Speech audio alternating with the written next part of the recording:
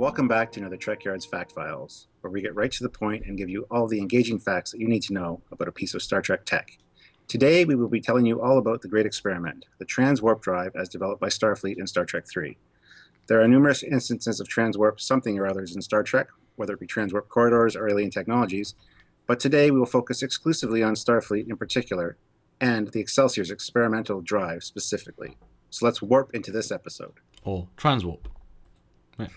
Transwarp drive was a term applied to some types of propulsion technologies that overcame or attempted to overcome the limitations of conventional warp drives, usually used as a generic term for advanced warp drive technologies.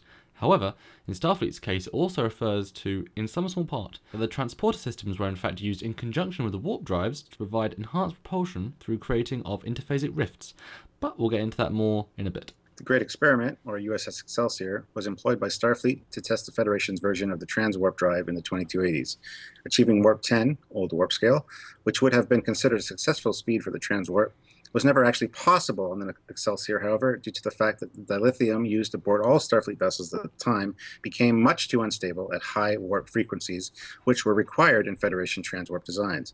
As a result, Excelsior was eventually fitted with standard warp nacelles. The transwarp design for the Excelsior was based on partially recreating the interphasic rift encountered by the USS Enterprise in 2268 in the episode entitled The Tholian Web.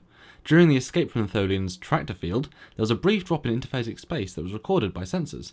The sensor information indicated that time would move over 5 times faster inside of the interphasic space for a ship travelling at warp, so essentially increasing their fastest warp by a factor of 5. After the initial incident with the Tholians, research began into the possibility of creating artificial interfaces for travel purposes.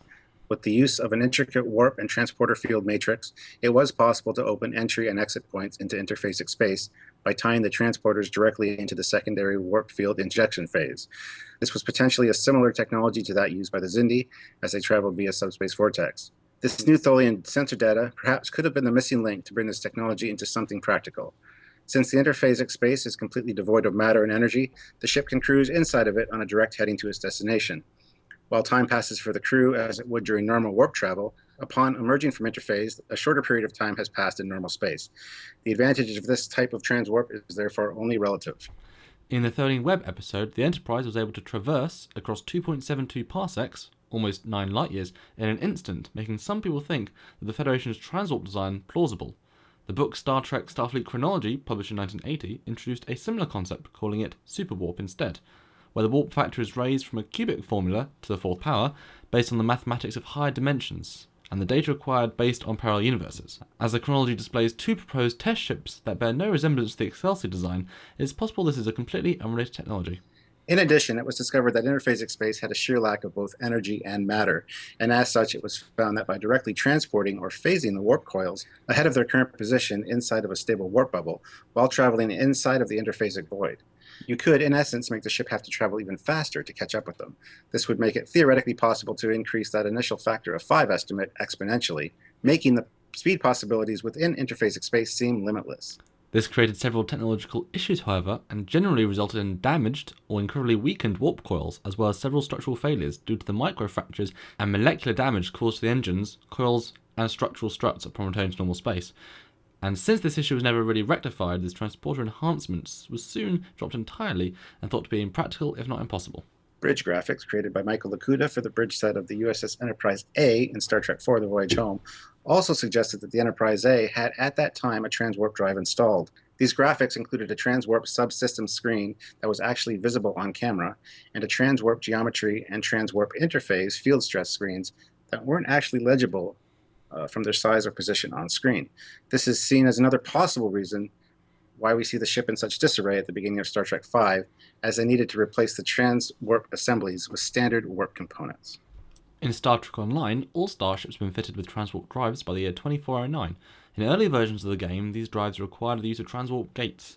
Only Excelsior-class ships had advanced transwarp drives that did not require a gate, and their use had the chance of not working, much like we see in Star Trek III. In recent updates to the game, the use of transwarp without a gate was made a skill that people with the Vice Admiral rank or higher had access to, and could be used with any ship. The locations that could be accessed were limited, however, and the gates were still required to access certain areas of the galaxy. And we want to leave you with a fun fact. A a line said by Data in the TNG episode Evolution, where he exclaims, "There has not been a systems-wide technological failure on a starship in 79 years," was in fact a direct reference to the failure of the Excelsior's Transwarp drive experiment in 2287. Okay, that's it for yet another Trekyards Fact Files. This is an often asked question here on Trekyards. Just how does Transwarp drive work? We hope this answered some of those questions for you. If you know anything that you would like to add about Transwarp technology, please comment below and share your vast knowledge. We hope you enjoyed this very informative episode, enough to click that like button, and don't forget to subscribe to the channel for much more Trekyards awesomeness. So until next time, this is Captain Foley, And Commander Cockings. signing off.